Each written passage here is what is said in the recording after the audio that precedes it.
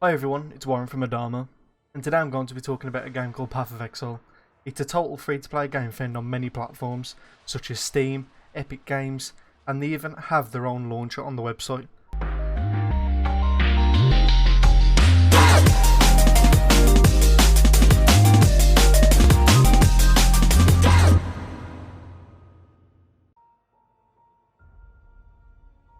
So let's get into some gameplay. So what I'm going to be showing you is how I go through the game and how I advise you to go through the game as a beginner. So in Path of Exile there's 3 different play styles, play modes you can play. So the standard, which is a forever mode where you can just forever play the game, earn your currency, play for your items, that sort of thing. Expedition is like a DLC, like an expansion for a game, but in Path of Exile they do it very differently. So league mechanics last 3 months and they add new items and a new way to play the game. So in Expedition, you go to expedition sites with bombs, you place them down, the bomb explodes, monsters spawn, you kill the monsters, you get the loot. That's essentially what it is, and there's a lot more to it. There's no bosses and that sort of thing. And there's Hardcore Expedition, which is a hardcore way of playing the game. So the best way to think about this is hardcore Minecraft. So if your character dies, you get sent to standard and you can never play that character in the league again, that sort of thing. And you can constantly keep re-rolling characters until you get to where you want to be. It's very hard. I don't play it myself, that isn't my preference. Maybe I might play it in the future when I get more experience with the game, because I've only played a year of Path of Exile, so I still haven't got that much experience compared to the biggest of players on the platform. And solo self-found is you create a character, it can't do trading, party play, you solo, everything you earn is solo, items you earn is solo, and currency. So you can't say go and buy the best item off the market, because you've got to go and earn that yourself, you've got to go and farm it yourself. So I'm going to be doing a little run through of the first act. Not going to be doing all of it, I'm just going to be doing the majority just to give some tips on the first few bits, just so I don't give any spoilers away for the rest of the story, so I can let some of you guys that want to actually play the game experience it for yourself rather than me ruining it in one run. So I'm just going to click the Expedition League because that's what we want to play, and I'm going to be picking, right, so I'm going to be picking the Ranger as my character, but there is 7 base characters in the game. There's a Templar, a Shadow, a Marauder, a Scion, Ranger, Duelist and a Witch, and I'm going to be starting with the Ranger. And then I'm just going to typically name it after the skill I'm playing. So I'm playing Burning Arrow, which is the starting skill that we get as a Ranger, and I'm just going to name the character after that. Okay, so we get a crude bow to start with. So essentially how Path of Exile is you get sent from a town called Oriath and you get exiled for doing crimes on that island. And what happens is, on your way to raid class, the ship crashes, and on the shipwreck you land on the island and you get put onto a beach. And as you see, there's an exclamation mark which indicates a quest from the dying exile. So we're just gonna speak to the dying exile, and the zombie just eats it. Okay, like some Resident Evil type shit. Okay, so we're just gonna get Burning Arrow. So every item has sockets. Items can have up to 6 sockets. Some items can have up to 4. So your hat, gloves, boots always have 4 sockets. Swords, one-handed swords, anything one-handed always has 3 sockets. Bows and two-handed type weapons have 6 sockets, with same as your chest plate. So I'm just going to put Burning Arrow in my bow to obtain the skill, as you can see down here. And we just, look, we can just right click to activate the skill, that sort of thing. As you see, my mana's going down, so I don't want to be abusing that. So we've just got a support gem, Pierce Support, and support gems basically link up with the main skill gem to offer some benefits. So Pierce Support gives us projectiles from supported skills, pierce 2 additional targets. So burning arrow now will pierce through targets, so it'll give us a decent AoE. So let's just run and find a pack of mobs so I can showcase how it works, just to give you a bit of an idea. So we're just going to pack them all up, shoot the arrow, and you see it pierces through, where before it didn't. It just hit the first enemy. So in this first area, I really recommend for you to just run straight through. Don't waste your time killing the zombies. They don't offer that much XP. Just come straight to Hillock, who is basically a dude who's trying to smash the town doors down, and he's killing everything that's trying to get in, or trying to come out and kill him. So we're just going to kill him quickly. Best thing with Hillock, is you really just want to keep dodging his melee attacks, and because he hits like a truck. When I mentioned Brutus, he's a later boss in Act 1. He looks a lot like Hillock to me. I've played the game that many times I get confused with Hillock and Brutus. So we're just going into Lono's Watch. We're going to collect our quest reward. These 4 people here are the League Mechanic merchants. So we're not really going to be focusing on that right now, because I don't want this to be a guide specifically focused on the League Mechanics. I want people from, say, the next league or the league after that to come to this video and to use it as a guide. So we're just going to put the flask down there, put the Skull of Wisdoms, Burning Arrow, as that is kind of my preferred skill at this current moment.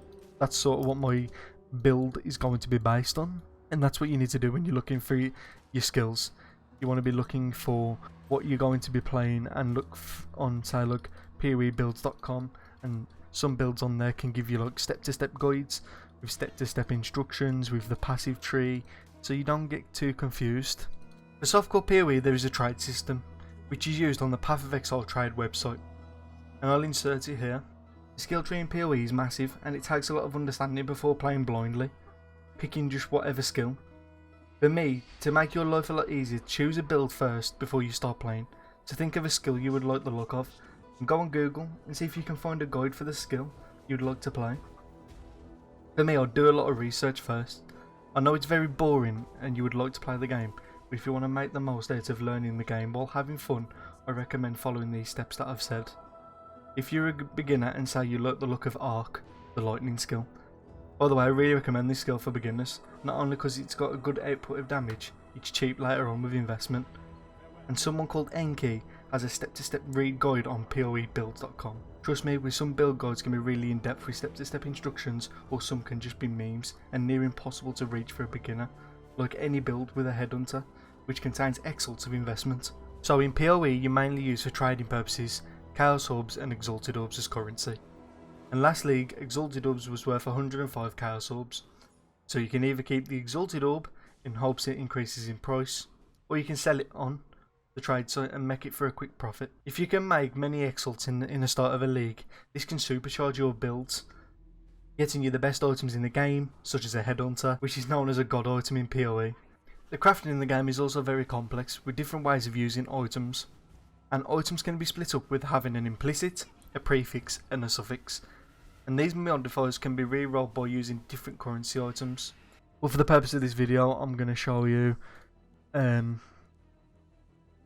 skills link together.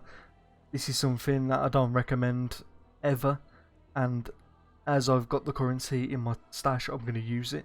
I'm just going to chromatics the item till I get 3 greens. Okay, I'm using it on the wrong base. I'm forever just going to get red nodes, where typically red skill gems go and blue skill gems go in blue. It's self-explanatory. We're just going to get the leather cap all green, which chromatics change the colour of your sockets. Fusings link your sockets. So let's do a quick tutorial on that. So we're just going to use a fusing, and see, we've created a free link, and Jeweler's Orbs increase sockets. So if we get to our Jeweler's Orbs, and okay, it's at max number, is great. So I can't really show that. same as that. So I can't show the jeweler's orbs, but it reforges the number of metal sockets on an item, so it can roll between 1 and 6 sockets. Transmutations, they turn an item from a normal, which is normal is white, magic is blue, rare is gold. So if I use a transmutation on my bait vest, I get a magic item, and as you see we got 4 life, which I recommend. Early stats on your items, you want life and resistances, and you can find your resistances by pressing C on your keyboard. Go into defense, and you have fire resistance, cold resistance, lightning resistance, and chaos resistance. I wouldn't worry about chaos resistance very early on, I'd worry about it later game. And alterations change your items, so now we have strength and armor, and I can't use augmentations, add another one because I've already got two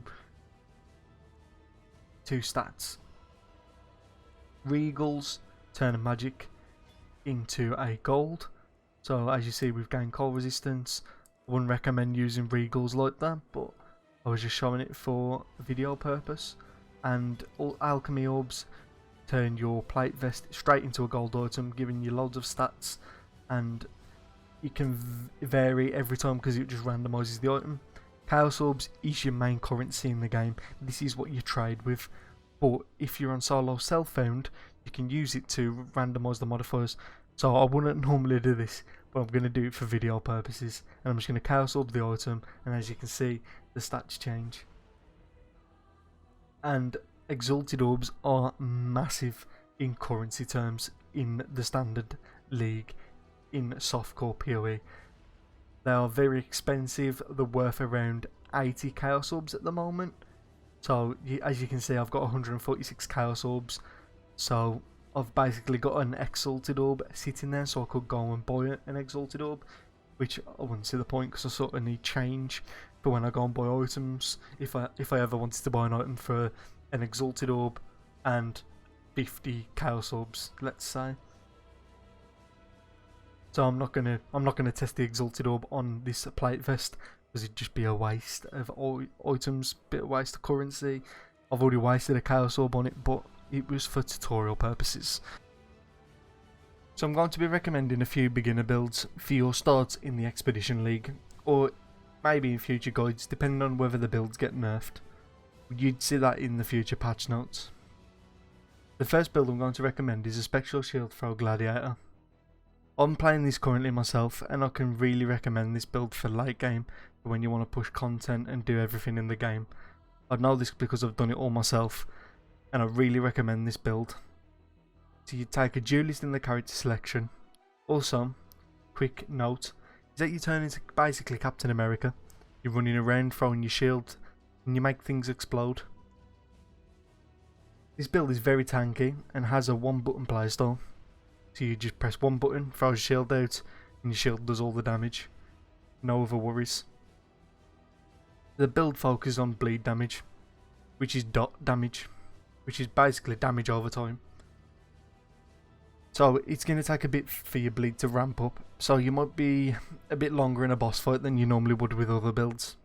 So you just apply your bleed, and then just run around and just dodge any mechanics that a boss can throw at you. It's also cheap and to understand for beginners. So the build isn't requiring any heavy uniques. Very cheap, so items aren't going to cost you that much. You can make a relatively good shield early on. In about 2-3 days game time, I had a 2000 armor shield, which didn't cost me that much. I think it cost me around 5 chaos. So that is very important. Also, it's very tanky, so you won't die as often as other builds, because you run a lot of block. So anything that a boss can throw at you, there's a chance of you dodging. Such as when I was doing the Cirrus boss fight, I tanked 3 Cirrus die beams, which are known in the community to one-shot players, which it did in my second fight with Cirrus. I did get one shot by a die beam, so that is something to look out for. How the fuck did I tank a die beam?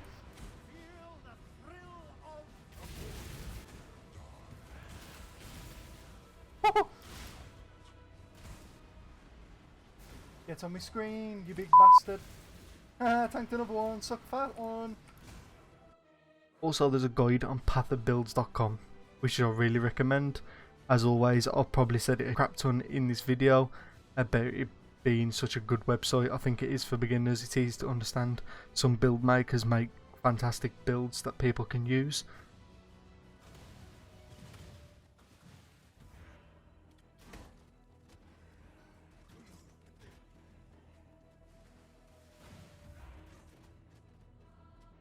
So my second build that I recommend is K-Spectre build. You take the witch as your starting character, and this build mainly focuses on minions.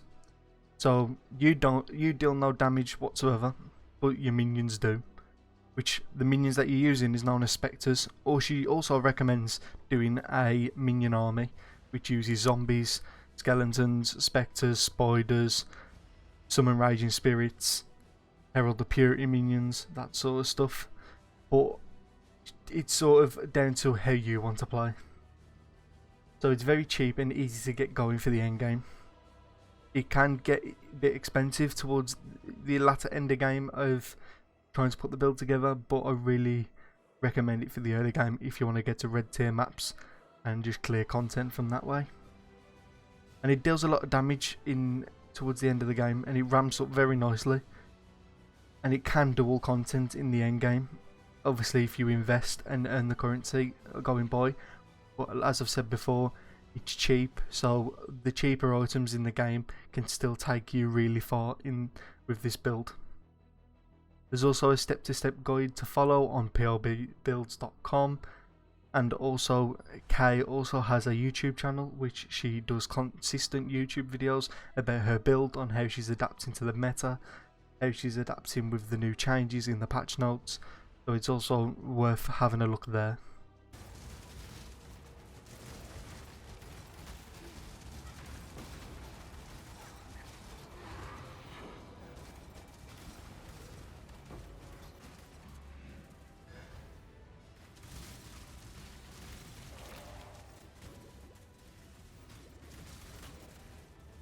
And the third build I recommend is Enki's Arc/Ball Lightning Archmage Hierophant. That's a lot of words, but this build is certainly worth it. You take a Templar as your starter character. It's known for top DPS in the late game, and it stacks tons of mana, such as using something called Mind Over Matter. Which, Mind Over Matter, essentially, it means that you take so much damage out of your mana pool instead of your life pool. So the more mana you stack with mana regen, the more life you're not going to take. So if you're stacking 9k mana and you've got a lot of mana regen, the hits are just going to heal you straight back up. This Archmage did sort of get nerfed in patch 3.15, but I still recommend it because I think it's a sleeper build. I just think people was overreacting a little, but we'll get into that later. It's cheap to get started and requires no specific uniques early on. Later on you can get things such as Pledge of Hands and Cloak of Defiance, but that's when you want to invest serious currency for the best items in the game. There's also a step-to-step guide with everything you need. Also, Enki is known one of the best guide makers on the forums because of his depth with the build guides, and it's very beginner friendly. It has everything from items, ascendancies, passive skills, all that sort of things. Just the little niches that some build guide creators do not add in their guides or videos, that sort of thing. Also, it was the very first build I've ever played, and I used this thread to follow the game, but I done it when he did a Elementalist Arc build, but now he recommends Arc Ball Lightning because of Archmage still being in a comfortable position and it being very good endgame. And you can also find it on pathofbuilds.com, so I really recommend checking out either one of these builds. They're very beginner friendly, they'll get you started, they'll take you to endgame.